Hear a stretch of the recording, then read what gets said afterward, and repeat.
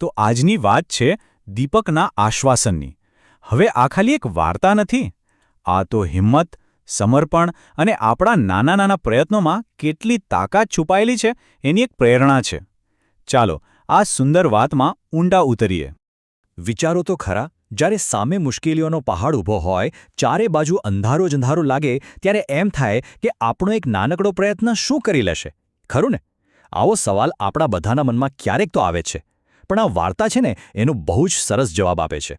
અને હા, આ પ્રેરણાદાયક વાત આપણે ગાયત્રી પરિવારની સચિત્ર બાલકથાએમાંથી લીધી છે. તો ચલો વાર્તા શરૂ કરીએ. એ સમયની વાત છે, એ ક્ષણની વાત છે, જ્યારે અંધારું આખી દુનિયાને પોતાની ચાદરમાં લપેટી લેવાની તૈયારી કરી રહ્યું હતું. જરા આંખો બંધ કરીને કલ્પના કરો. આકાશ કેસરી અને સોનેરી રંગોથી રંગાયેલું છે.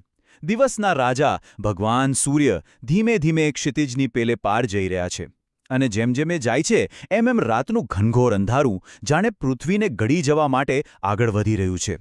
અને બસ આવા જ સમયે જ્યારે એમ લાગે કે હવે બધું જ અંધકારમય થઈ જશે, ત્યારે વાર્તામાં એન્ટ્રી થાય છે એક એવા હીરોની જેની કોઈએ કલ્પના પણ નહોતી કરી. અને અહીંયા જ વાર્તા એકદમ રસપ્રદ બની જાય છે. જુઓ તો ખરા, એક બાજુ બ્રહ્માંડને પ્રકાશિત કરનાર મહાશક્તિશાળી સૂર્ય અને એમની સામે કોણ? એક નાનકડો ટમટમતો દીવો. આ જે વિરોધાભાસ છે ને, તાકાત અને નમ્રતાનો, એ જ આખી વાર્તાનો જીવ છે. એ દીપક જે કહે છે ને, એ ખાલી શબ્દો નથી. એ એક વચન છે, એક દ્રઢ સંકલ્પ છે. એના એક એક શબ્દમાં એની નિષ્ઠા, એની હિંમત છલકાઈ છે. એને ખબર હતી, બરાબર ખબર હતી કે એ સૂર્યનું સ્થાન તો ન જ લઈ શકે, પણ તોય પોતાના ભાગનું કામ કરવાથી એ પાછો હટ્યો નહીં. અને કહેવાય છે ને કે જ્યારે કોઈ નાની વસ્તુ પણ આટલી મોટી હિંમત બતાવે, ત્યારે મોટામાં મોટી શક્તિ પણ એની સામે નમી જાય છે. સૂર્ય ભગવાને દીવાની સાઇઝ ના જોઈ, ના, એમણે તો એ નાના દીવાની અંદર રહેલી ભાવના અને હિંમતને જોઈ. એ સમજી ગયા કે અંધારા સામે લડવા માટે શરીરનું કદ નહીં, પણ સંકલ્પનું કદ મોટું હોવું જોઈએ. બસ એ જ સૌથી મોટું હથિયાર છે. તો આ તો થઈ વાર્તા, પણ એનો જે અર્થ છે, એનો જે સાર છે, એ આપણા જીવનમાં કઈ રીતે કામ લાગે છે? ચાલો હવે એ સમજીએ. જો વાત બહુ સીધી છે. આપણો પ્રયત્ન ભલે રાઈના દાણા જેટલો નાનો હોય, પણ જો એની પાછળની ભાવના, આપણો ઈરાદો હિમાલય જેટલો મોટો અને શુદ્ધ હોય ને, તો એ નાનકડો પ્રયત્ન પણ મોટા મોટા કામ કરી જાય છે.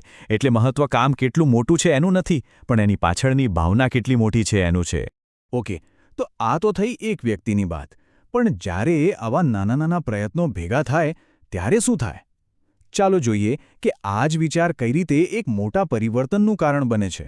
આખી પ્રક્રિયા બહુ મસ્ત છે, ખબર છે? કોઈ મોટું સારું કામ થતું હોય, ઈશ્વરનું કામ સમજો.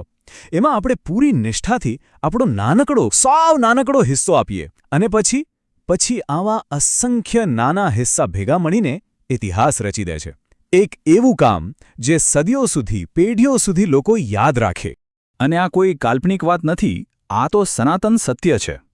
ઇતિહાસ ઉઠાવીને જોઈ લો, એવા કેટલાય લોકોના દાખલા મળશે જેમના નાના પણ સાચા દિલથી કરેલા પ્રયત્નોએ આખી દુનિયા બદલી નાખી.